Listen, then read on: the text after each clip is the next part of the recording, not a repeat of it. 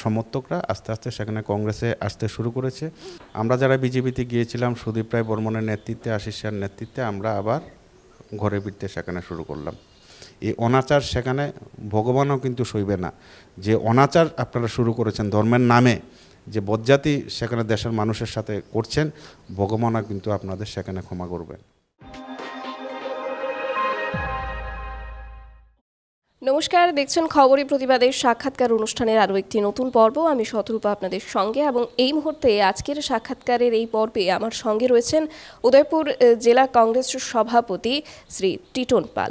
নমস্কার, আপনাকে স্বাগত জানাই খবরে প্রতিবাদ। নমস্কার। নমস্কার। প্রথমেই যে প্রশ্নটা থাকবে যে উদয়পুর জুড়ে বা গোটা গোমতী জেলা জুড়েই যদি বলি, কংগ্রেসের কি অবস্থান বুঝতে পারছেন এই সময় দাঁড়িয়ে? দেখুন, একটা সময় তো আমাদের অবস্থা তেমন ভালো ছিল না, কারণ আমরা যারা কংগ্রেসের ঘরানা ছিলাম সবাই আমরা একটা সময় কংগ্রেসকে ছেড়ে আমরা বিজেপিতে চলে গেছি। 18 সালের বিধানসভা নির্বাচনের পর যখন এই রাজ্যে ভারতীয় জনতা পার্টির সরকার ক্ষমতা আসে, 1 বছরের মাথায় মানুষের সেখানে মোহভঙ্গ হতে শুরু করেছে। আমরা যারা বিজেপিতে গিয়েছিলাম সুদীপ রায় বর্মনের নেতৃত্বে, আশিস শাহর নেতৃত্বে, আমরা আবার ঘরে ফিরতে সেখানে শুরু করলাম। ধীরে ধীরে যে ঘরটা সেখানে একটা সময় খালি হয়ে গিয়েছিল, আজকে ধীরে ধীরে সেই ঘরটা সেখানে পূর্ণ হতে শুরু করেছে।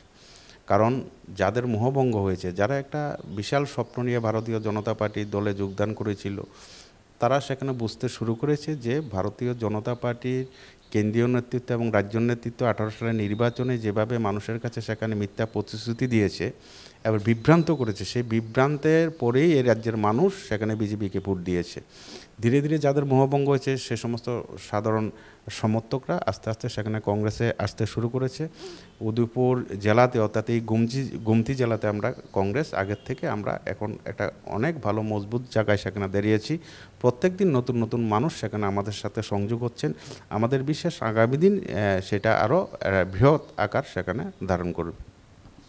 আমরা সম্প্রতি দেখতে পেলাম যে উদয়পুর খিলপাড়াতে প্যাক্সের নির্বাচন ছিল, এবং সে জায়গাতে দাঁড়িয়ে বিজেপি যারা প্রার্থী তারা বিনা প্রতিদ্বন্দ্বিতায় জয়লাভ করেছেন। কি প্রতিক্রিয়া দেবেন? দেখুন, নির্বাচন এই সরকার ক্ষমতা আসার পর কোনো নির্বাচনে সেখানে হচ্ছে না।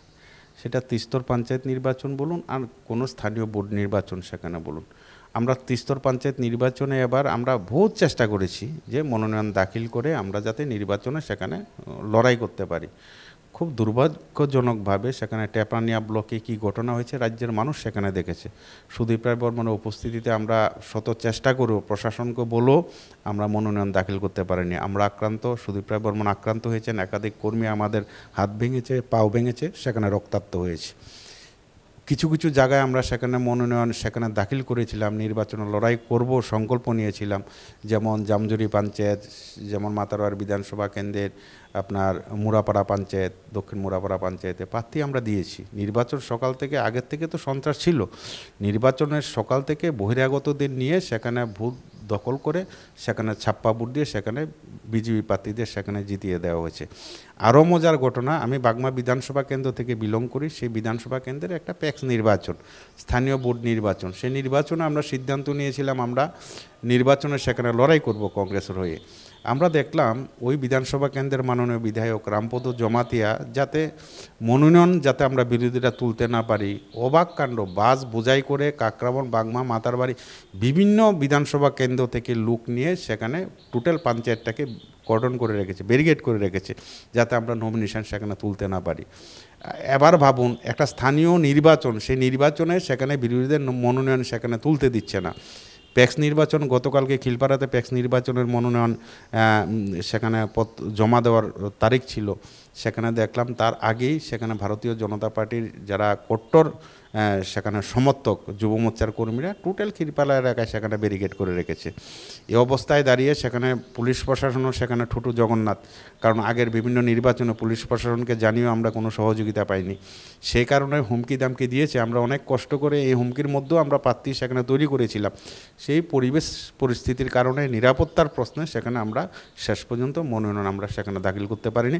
এটা অত্যন্ত দুর্ভাগ্যজনক। ভারতীয় জনতা পার্টি সম্পূর্ণ পরিকল্পিতভাবে এই রাজ্যে গণতন্ত্রের সেখানে কবর দিচ্ছে। এটা রাজ্যের জন্য অত্যন্ত উদ্বেগের ব্যাপার। একটা বিষয় আমাদের চোখে পড়লো যে মন্দির নগরী উদয়পুরে যে শক্তিপীঠ রয়েছে মাতা ত্রিপুরা সুন্দরী মন্দিরের যে সংস্কার কাজ প্রায় শেষের পথে।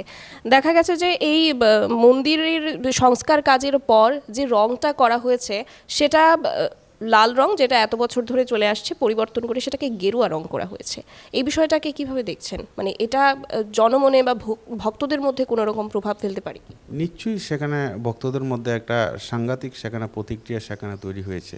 কারণ বরাবর এই মা ত্রিপুরেশ্বরীর মন্দিরের প্রতি শ্রদ্ধা ভক্তি মানুষের আছে, এখনও আছে, ভবিষ্যতেও সেখানে থাকবে। কারণ এই মন্দিরের চিরাচরিত যে কালারটা ছিল মন্দিরে, সেটা হচ্ছে জবা ফুলের কালার। কিন্তু আমরা দেখলাম বিজেপি আসার পর সেখানে এই নতুন যে মন্দির সেখানে তৈরি করা হচ্ছে সেখানে গেরুয়া রং সেখানে দেওয়া হয়েছে। এটা অত্যন্ত সেখানে দুর্ভাগ্যজনক এই সমস্ত তাদের এই কাণ্ড কারখানায়। কারণ তারা এমন ভাব দেখাচ্ছেন ভারতীয় জনতা পার্টি যে হিন্দু ধর্মের তারা সেখানে ঠিকা নিয়ে সেখানে রেখেছেন। তারা যেটা বলবেন সেটাই ধর্ম, যেটা বলবেন সেটাই মন্দিরে সেখানে হবে। এটা এই রাজ্যের মানুষের সেখানে যারা হিন্দু ধর্মাবলম্বী যারা আছেন তাদের মনে যথেষ্ট সেখানে আঘাত লেগেছে। আমরা দাবি করব এই ভারতীয় জনতা পার্টির যারা নেতৃত্ব আছেন, যারা প্রশাসনিক তদারকি করছেন এই মন্দিরের, যে অবিলম্বে এই যে মার যে কালারটা ছিল মন্দিরের জবা ফুলের কালার, সেই কালারটা সেখানে আপনারা ফিরিয়ে আনুন। এই অনাচার সেখানে ভগবানও কিন্তু সইবে না। যে অনাচার আপনারা শুরু করেছেন ধর্মের নামে, যে বজ্জাতি সেখানে দেশের মানুষের সাথে করছেন, ভগবানও কিন্তু আপনাদের সেখানে ক্ষমা করবেন। আরেকটা শেষ প্রশ্ন করতে চাইবো যে আগামী 1-2 বছরের মধ্যেই পৌরসভার নির্বাচন হতে চলেছে গোমতী জেলাতে। সে জায়গায় দাঁড়িয়ে এই যে বিগত কয়েক বছরে কি রকম কাজ করেছে পৌরসভা, কি কি খামতি রয়েছে আপনার নজরে, বা আগামী দিনে আরও কি কি করা যেতে পারে, কি বলবেন? না, পৌরসভা কোনো সারা রাজ্যই তো সেখানে উন্নয়ন সেখানে মুক্তব্য পড়ে আছে। এটা ফ্ল্যাক্সের সরকার চলছে। উন্নয়ন হোক না হোক, ফ্ল্যাক্স চাপিয়ে বিভিন্ন আনাচে কানাচে রাস্তার পারে সেখানে দাঁড়িয়ে থাকবে সেখানে নেতা মন্ত্রীরা জোরাত করে।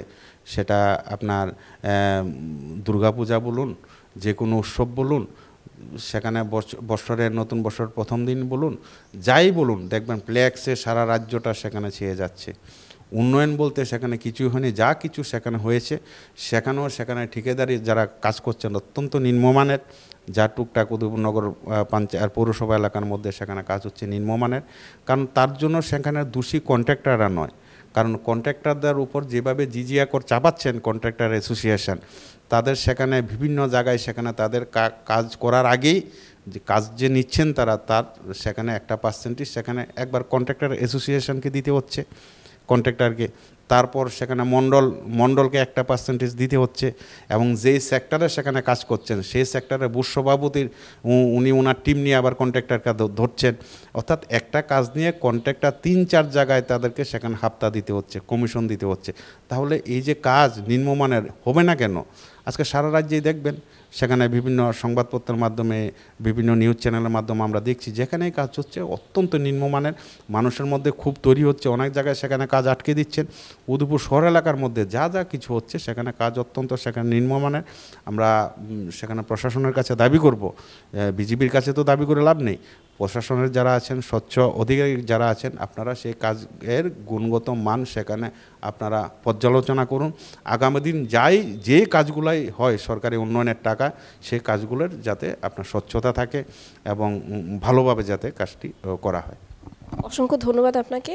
আমার সঙ্গে আলোচনায় এতক্ষণ ছিলেন উদয়পুর জেলা কংগ্রেস সভাপতি শ্রী টিটন পাল। আমরা আলোচনা আর দীর্ঘায়িত করব না। আপনাদের মনে কোনো প্রশ্ন থাকলে সেটা অবশ্যই আমাদের কাছে রাখতে পারেন কমেন্টের মাধ্যমে, এবং আমরা এ ধরনের বিভিন্ন তথ্য আপনাদের কাছে তুলে ধরার চেষ্টা করব। রাজ্যব্যাপী বিভিন্ন মহকুমার কি চিত্র রয়েছে আলোচনা পর্যালোচনার মধ্যে দিয়ে আমরা সেটাও আপনাদের কাছে তুলে ধরার চেষ্টা করব। প্রতিনিয়ত সঙ্গে থাকুন, চোখ রাখুন খবরের প্রতিবাদে। নমস্কার।